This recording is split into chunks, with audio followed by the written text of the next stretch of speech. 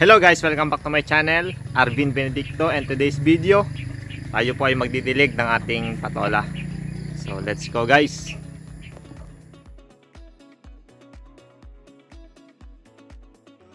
And our verse sa Isaiah 60:22, sabi po doon, when the time is right, I the Lord will make it happen. So yan po, tayo na po muna sa ating taniman. So ito na po yung ating punla, 5 lata po ito ng Mestiza F1 new season. So yan pa po yung ating ampalaya. Baka mamaya masisimula ng halitin. Yan, February 19 po nung ating ipinunla. Ngayon ay pa-6 na araw, bago pa lang siya halos nagpapaltukan, tawagin, o nagpuputukan yung ugat. At ito nga po, yan, mapapansin sa aking likuran, lubot na ang ating ampalaya.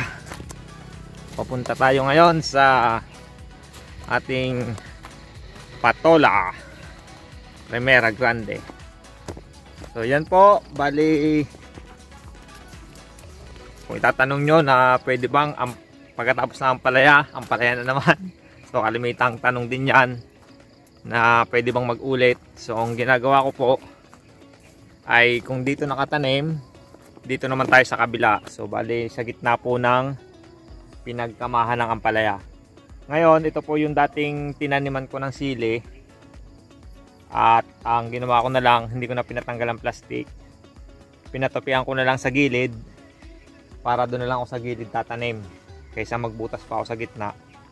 Ganon din naman kasi pinapataas ko rin pagka, lalo ngayon na sabi nila El Nino, kinakailangan ng magandang pasasang dilig. So yan po.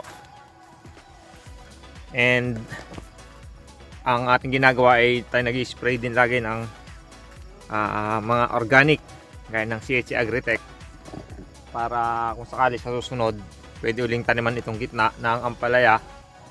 Pero baka ang plano ko is yun na uling grafted naman, para kumbaga ang itinanim mo patola, grafted na ampalaya, ang patola. So ito na po tayo sa pangalawang balag. Yan, medyo nagtatanggal na po. Yan, halos siguro nangangalhati na natatanggal. So yan po yung ating trabaho ngayon. And ako naman, ang ginagawa ko, yan, nagka-grass cutter. Yan, ito na po yung ating nag-grass cutter. Hindi pa tayo tapos. Yan pa yung naiwan natin. So yan po. Meron din tayong grafted na ampalaya na order. So medyo nagkamali po tayo. Nawala sa isip ko na lumipat nga pala tayo ng tanim. Kasi dati ang plano ay sili uli ang mapapatanim dito, kaya lamang yung in-order natin hindi sumibol, kaya na-cancel. Tapos ang plano ko sana yung pinagtaniman nung ampalaya, doon uli sana tayo magtatanim. Ipapaararo lang natin, tapos i-sprayin lang natin ng mga organic. So yun nga, nagbago ang plano dahil nga hindi siya natuloy yung sili, kaya dito ko na lang pinatanim sa gilid. Ngayon nalimutan ko naman na ganun nga, kaya naka-order pa tayo ng grafted. So, hindi ko na kasi pwedeng ipa-cancel yon kasi na-order na. Ano naman, okay lang din naman na matuloy kasi may tatanim din naman yon. Ayan po. Hindi, punta tayo dun sa dulo.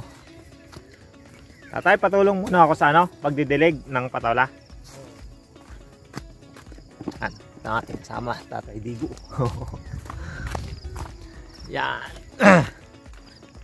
Medyo madami-dami pa rin tong ating grass cutter rin. Ito, tapos yung gitna na yon, saka yung sa balag na yon. Ayan, medyo nabaguhan na naman tayo, kaya ito, ang dami na natin patches sa likod. Ayan, punta natin yung ating mga patola. Ayan, ito na yung pangatlong balag. Ayan. Ngayon, ang kinulang po tayo sa tanim, ang plano ko talaga dapat ito ay patola lahat, dahil yung isa, dalawa, tatlo, apat, lima, or 4 na row doon, halos namatay na yung mga ampalaya, nagkakamamatay. Pati doon sa, mula doon sa dulo, ang pang-4 na row. Kaya ang unang plano is grafted na ampalaya na lang itatanim dito. Lahat, pero ang mahal kasi ng grafted na ampalaya. Kaya sinadya sa atin, patola na lang mismo. At saka gusto ko rin sumubok ng patola, kaya yon, patola ang ating napatanim. At ang naibinhi lang natin ay 360, yung maliit na lata. Kaya lamang hindi lahat nagsibol. Almost sa 360, baka nasa 230, 220 lang yung sumibol. Kaya hindi natam na lahat.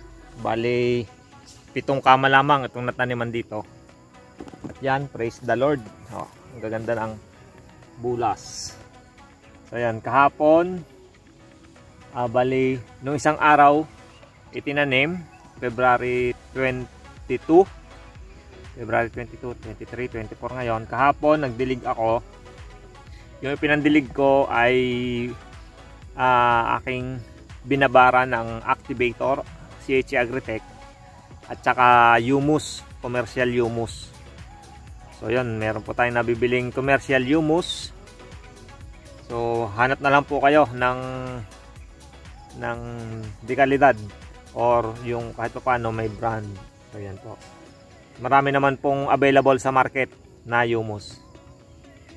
So yun po yung ginagawa nating tandem, kasi yung CH Agritech, yun po yung microbes or good bacteria, good microorganisms na siyang matutulong na mag-decompose pa ng mga nutrients dito sa lupa. Tapos yung humus, ang pagkakaalam ko is siya yung compost. Kumbaga parang yung compost na yon, ipaprocess pa yon ng bacteria, kaya dapat combination sila.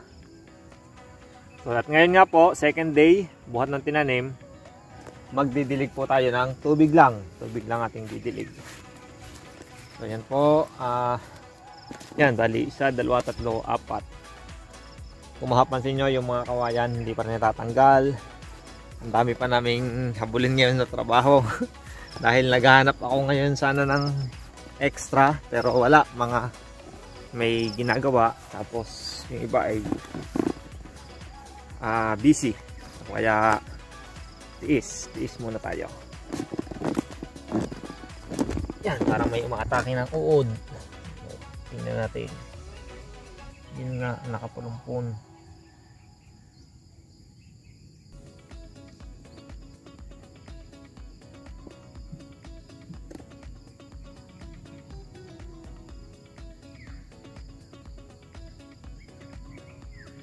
So yan, baka mamaya mag-spray tayo uli. Gusto ng mga insekto itong talbos. So yun, ito yung ating pandilig. Hindi tayo nakapagdala ng tabo. Okay lang, yun na lang lata ang gagamitin. Yung lata ng, ano ba yun? Yung lata na yun. Tapos ito lang, normal na tubig lang.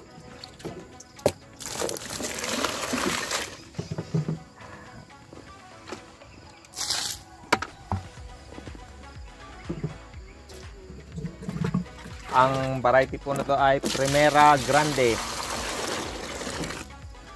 Primera Grande variety.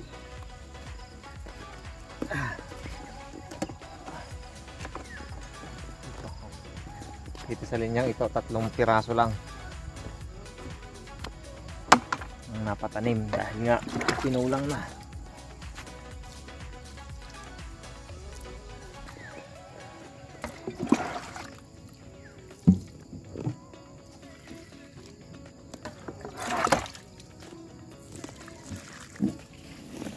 Sa siguro ika-4th day or 7th day tayo mag-aabono dito ng calcium. So yun po, i-vlog na lang uli natin yon. So yun, hanggang dito na lang po muna ang ating video. God bless and to God be the glory. Bye bye.